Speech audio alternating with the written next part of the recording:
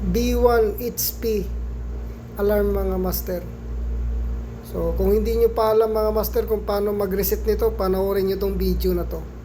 So i-press nyo lang yung menu. Ayan.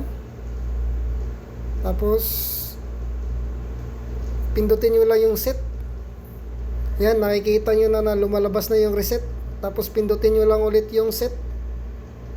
So pag ganyan master ay na-reset mo na yung alarm. At lumalabas na dyan yung compressor, yung kulay green dun sa ibabaw. So ibig sabihin yan, umandar na yung compressor mo. Tapos yung baba naman yan mga master, yung parang sign ng pan. Ibig sabihin, pag lumalabas din yan ay umandar yung pan mo na motor. So yung sa kabila naman yan mga master ay circulation pump naman yan, yung nasa baba. Nagkakaroon lang mga master ng high pressure yung refrigeration system niya, kaya nagkakaroon siya ng alarm na B1 HP. So ibig sabihin nun ay high pressure.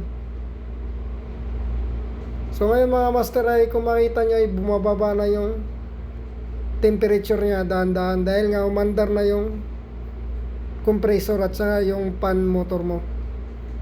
So pati yung circulation pump. So yun lang mga master. So sana nagkaroon kayo ng idea